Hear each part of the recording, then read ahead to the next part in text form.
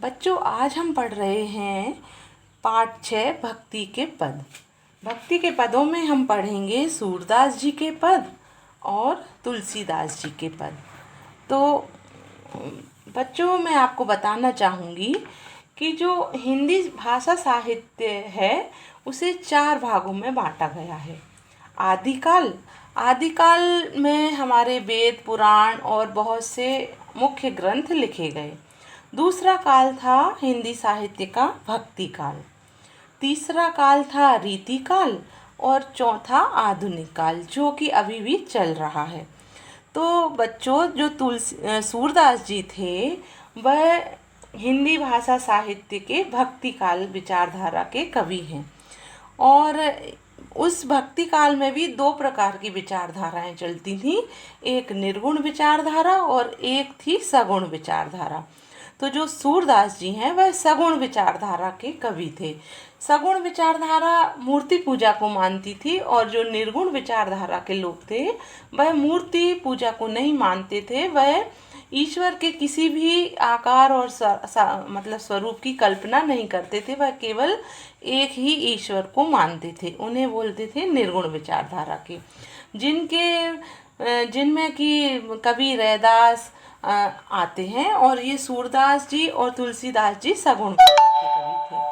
तो ये सूरदास जी साहित्य के सूर्य माने जाते थे तो ये जन्म से अंधे, लेकिन इन्होंने ब्रज भाषा में अपनी कविताएं लिखी हैं और अपनी कविताओं में इन्होंने भगवान कृष्ण को ही अपना सर्वस्त्र माना है और उन्हीं से कई प्रकार के भावों से अपनी प्रार्थना की है। तो प्रस्तुत जो पद हैं उसमें भी सूरदास बड़े दीन शब्दों से भगवान से प्रार्थना कर रहे हैं कि मेरा कहीं भी मन सुख नहीं पाता है आपके चरणों के बिना। और फिर वह कई प्रकार की दलीलें दे रहे हैं, कई प्रकार के उदाहरण द्वारा भगवान को रिझा रहे हैं बोल बोल के कि जिस प्रकार की ये सब चीज़ें हैं वैसे ही मेरा मन भी है और वह कहीं भी आपके चरणों के बिना नहीं लगता है।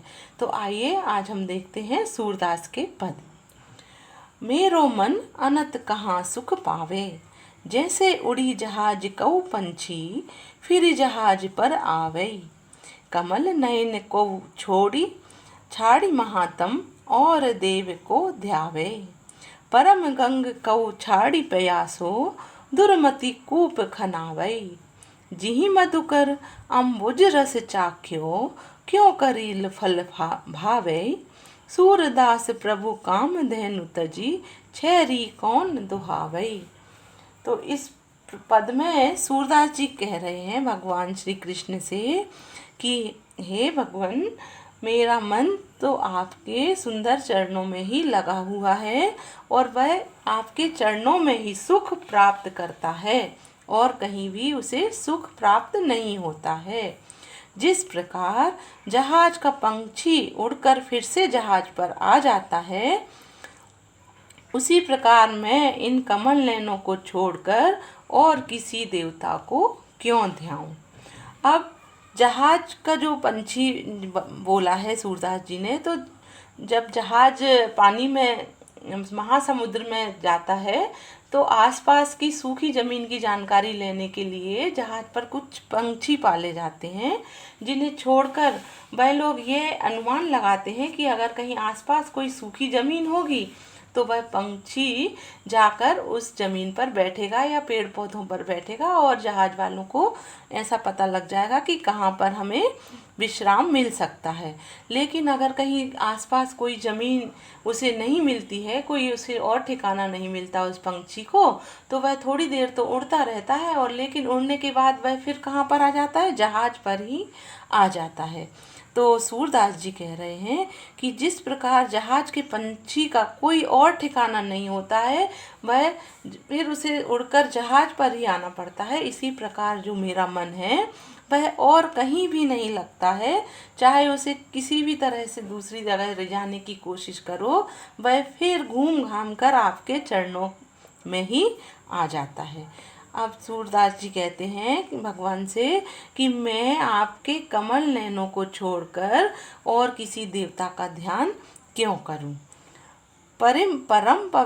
परम पवित्र गंगा को छोड़कर कोई प्यासा मूर्ख ही होगा जो कुआं खोदेगा। खनावे यानी खोदना, प्यासो यानी प्यासा, दुर्मति यानी मूर्ख, कूप यानी कुआं, परम गंगा यानी परम पवित्र गंगा। तो सूरदास जी कहते हैं कि परम पवित्र गंगा अगर सामने बह रही हो तो कोई मूर्ख ही होगा जो प्यास लगने पर कुआं खोदने शुरू करेगा और कुएं का पानी पिएगा। जिस प्रकार की अगर भंवरे को कमल के जो फूल हैं उसका रस चखा दिया जाए तो फिर वह करेले का रस उसे कैसे अच्छा लगेगा।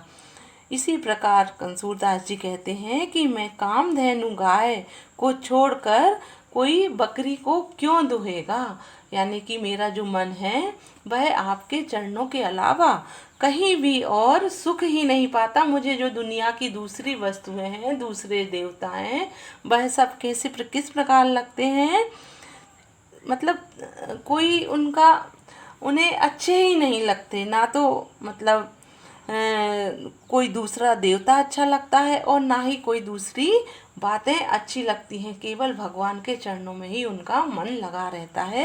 इस बात को समझाने के लिए उन्होंने बहुत सारे उदाहरण दिए हैं। जहाज के पंछी का उदाहरण दिया है, कमल नयनों का उदाहरण दिया है, परम पवित्र गंगा का उदाहरण दिया है कि इसे छोड़कर मैं कुएं का पानी क्यों पीऊं, और फिर भंवरे का भी उदाहरण दिया है कि जब भंवरे ने कमल का रस चख लिया हो तो वह करेले का रस क्यों उसको अच्छा लगेगा। और फिर आखिरी में उन्होंने कहा है कि कामधेनु गाय जो कि सबसे मीठा और अमृत जैसा दूध देती है, उसे छोड़कर जो तो प्रभु उनके लिए क्या है, कामधेनु गाय है, और उसे छोड़कर वह बकरी का दूध क्यों उनको अच्छा लगेगा। इस प्रकार सूरदास जी प्रभु को रिझा रहे हैं। अब आगे हम पढ़ेंगे तुलसीदास जी के पद। तो बच्चों, तुलसीदास जी के बारे में मैं आपको बताना चाहूँगी कि तुलसीदास जी हिंदी साहित्य के महान कवि और रामचरितमानस के रचयिता थे। और इन्होंने इतना रामचरितमानस जैसा एक गौरवशाली और महान ग्रंथ लिखा है। बच्चों, वैसे तो रामचरितमानस रामायण किसने लिखी थी? वाल्मीकि जी ने लिखी थी। लेकिन वाल्मीकि जी ने जो रामायण लिखी थी वह बहुत ही कठिन शब्दों में लिखी थी और उसे साधारण लोग समझ ही नहीं पाते थे। इसीलिए राम जन जन तक नहीं पहुंच पाए थे। लेकिन जब तुलसीदास जी ने रामायण पढ़ी तब उन्होंने उस रामायण का सरलीकरण किया, उसे सरल भाषा में लिखा। तो सरल भाषा कौन सी भाषा थी? उन्होंने अवधी भाषा में रामायण को लिखा। और उस भाषा में लिखने के बाद जब मतलब लोगों ने उसे पढ़ा तो वह उन्हें समझ में भी आई और उन्हें अच्छी भी लगी। ऐसा समझ लो, रामायण इतनी अच्छी और लोकप्रिय हुई कि आज राम जन जन के देवता हैं और हमारे संस्कारों में, हमारी परंपराओं में राम बस गए हैं। तो प्रस्तुत पदों में राम के प्रति अपनी अटूट भक्ति और विश्वास को प्रकट करते हुए तुलसीदास जी कहते हैं कि जाऊं कहाँ तजी चरण तिहारे। जो तुलसीदास जी कह रहे हैं कि भगवान राम से प्रार्थना कर रहे हैं कि भगवान राम, मैं आपके चरणों को छोड़कर कहाँ जाऊं। काको नाम पतित पावन जग कही अति दीन प्यारे, कौन देव बराए विरध हित हटि हटि अधम उधारे। किसका नाम पतित पावन है? ऐसा कौन सा देवता है जो पतितों को मतलब उद्धार करता है? और ऐसा कौन है जो जिसको कि दीन अति प्यारे हैं? कौन देव, ऐसा कौन सा देवता है जो मतलब दूसरों के हित के लिए बार बार तो अवतार लेता है और बार बार जो अधम हैं और जो पापी मनुष्य हैं, जैसे कि राक्षस लोग थे, उनका उद्धार करता है। खग मृग व्याध पसान बिटप जड़ जवन कवन सुर तारे, देव दनुज मुनि नाग मनुज सब माया बिबस बिचारे। तिनके हाथ दास तुलसी प्रभु कहाँ अपन पऊ हारे। तो तुलसीदास जी कहते हैं कि किसका नाम ऐसा है आपके अलावा, कौन सा देव ऐसा है जो पतितों का मतलब उद्धार करता है, और कौन सा ऐसा देव है जिसे दीन अति प्यारे हैं, और ऐसा कौन सा देवता है जो मनुष्यों के हित के लिए, जो दूसरों के हित के लिए बार बार अवतार लेता है और बार बार असुरों का उद्धार करता है। जैसे कि उन्होंने कई अवतार लिए भगवान विष्णु ने, जैसे कि कृष्ण अवतार, राम अवतार। और क्यों लिए उन्होंने ये अवतार? असुरों का उद्धार करने के लिए, और जो अच्छे लोग थे, सज्जन लोग थे, उन्हें सुख पहुंचाने के लिए। तो उनको भी उद्धार तो किया, उन्हें मारा तो जरूर असुरों को, लेकिन उन्होंने उनको भी तार दिया, अपने लोक, अपना धाम दिया। तो तुलसीदास जी कहते हैं कि ऐसा कौन सा देव और दूसरा है आपको छोड़कर जो ऐसा काम कर सकता है। अब खग, खग यानी होता है पक्षी। पक्षी, इन्होंने जो रामायण में जटायु पक्षी का आपने नाम सुना होगा, जिसने कि रावण से युद्ध किया था, वो बाद में वह घायल हो गया था, भगवान राम ने उसको भी अपनी परम गति दी थी। इसी प्रकार मृग, मारीच, जो रामायण में मारीच मृग था, जिसको कि रामचंद्र जी ने, सीता जी ने मारने के लिए राम जी को भेजा था, और रावण ने सीता जी का हरण कर लिया था उस टाइम पे। तो वह मारीच मृग भी जब रामचंद्र जी को मतलब उन्होंने मारा, तो उसे भी अपनी गति दी, अपना धाम दिया। इसी प्रकार व्याध, इसमें जो थे वो वाल्मीकि डाकू था। व्याध यानी वो जो वाल्मीकि जी थे उनको व्याध भी बोलते थे, तो वह डाकू थे। लेकिन जब उन्होंने राम का नाम लेना शुरू किया, तो उन्होंने राम का नाम लेते लेते वो भूल गए। थोड़े दिन बाद किसी ऋषि ने उनसे बोला होगा, तो उनको समझ में तो आई बात, लेकिन वह नाम उनका भूल गए, और उनने क्या रटा, मरा मरा करके उन्होंने जप प्रारंभ किया। और इतना उनका मतलब ध्यान लगाया राम जी का, कि उनके शरीर में ही दीमकों ने अपनी बामी बना ली, मिट्टी लग गई, एकदम पर्वत जैसे मतलब हो गए, वह बिल्कुल मुनि, उनका बहुत ज़्यादा उनने ध्यान लगा लिया।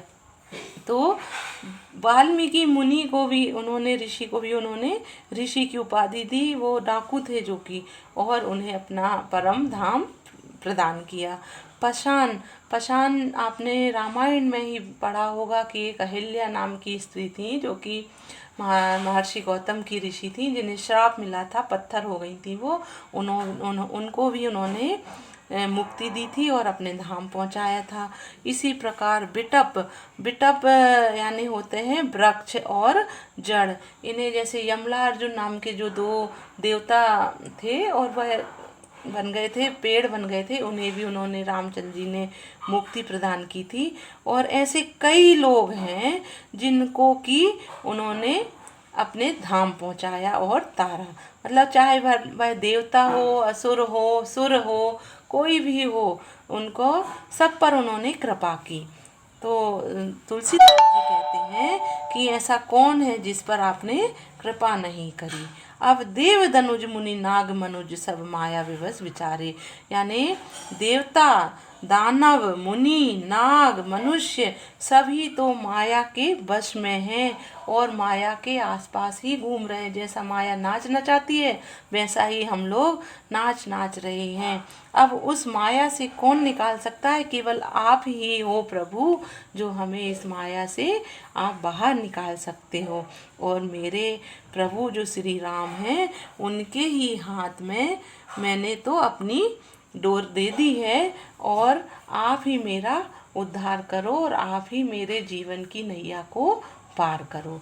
तो तुलसीदास जी भगवान रामचंद्र जी से यह प्रार्थना कर रहे हैं।